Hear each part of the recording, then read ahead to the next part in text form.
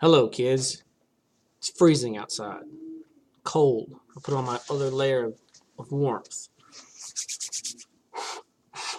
But I got part two coming up. I'm battling through the cold, fighting through the wind, and I'm bringing you part two because you deserve it. Part two, here we go. Atlantic provinces. Again, way over here. You can see 5% of the land, 8% of the population. It's very rugged terrain. Severe weather with a mixture of the weather systems working west to east, along with the water and the moisture and the things coming off the coast. Logging and mining are big industries. Hydroelectric power is big there because of the water not on the land. But then also you have this fishing boat because the fishing industry is very big. Cod fishing is a mainstay of the economy of the Atlantic provinces. The Grand Banks is an area famous for its fisheries. Uh, Everybody and their dog goes over there to catch some fish, and for a while provided tons of fish. But lately, they've become overfished, so overfished, in fact, they've lost their capacity to support the region's fishing industry. So they've really ran it dry. And it was a big time area because of the warm and cold weather mixture there, cold water mixture there, and attracting a lot of fish. Therefore, fishers went there and they overfished it and it's gone. So, tough spot, but it's still a big part of the Atlantic province industry. Second part is the core provinces. You got Ontario and you got Quebec. The two provinces which make up the core of Canadian settlement and political influence right there in the core area. Two-thirds of the population live in Canada's in this region. Um, Most of them between the margins of the St. Lawrence River and the Great Lakes.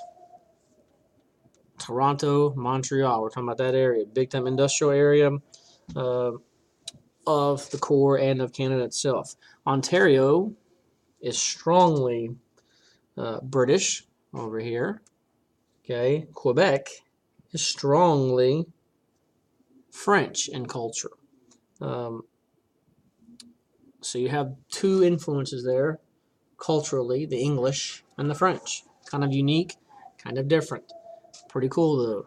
As you head west of the Prairie provinces, we've got Manitoba, Saskatchewan, and Alberta, which we've talked about.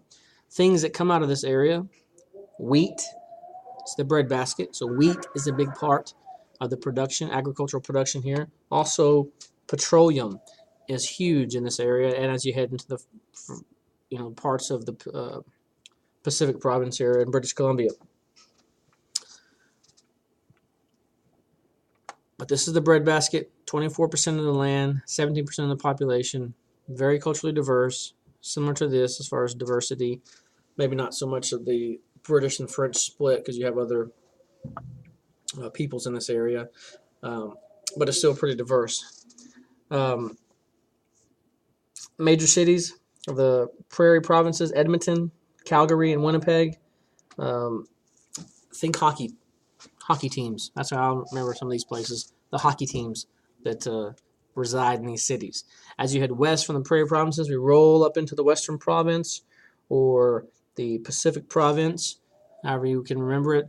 Oil is starting to get big here, especially the eastern side of it. Mining is big, lumber. Um,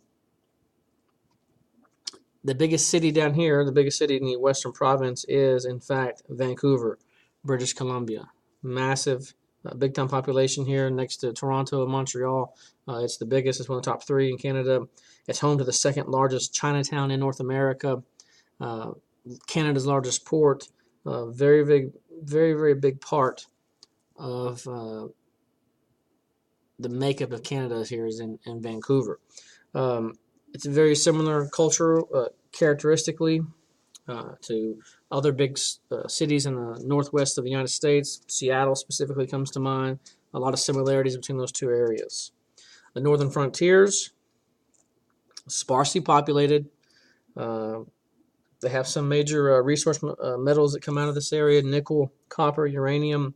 Again, if weather allows, you can get in there and get them out. Obviously, parts of the year it's untouchable, especially the further north you go. Forestry, pulp manufacturing, and hydroelectricity are also a big part of their economic resources in these territories. Um, The territories themselves, again, the Yukon Territory over here, the Northwest Territory, and the Nunavut territories over here. Most of the people who live here are natives to the area.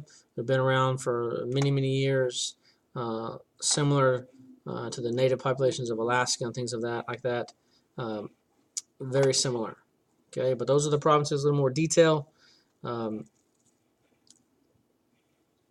Details in their economics and kind of the cultural makeup. Again, the core is the major areas as far as population is concerned. 62% of the people live here, only on 20% of the land.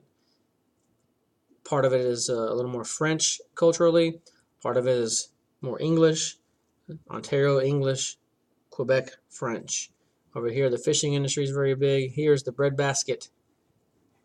Here, a little smorgasbord of things: oil, mining, lumber, shipping, fishing.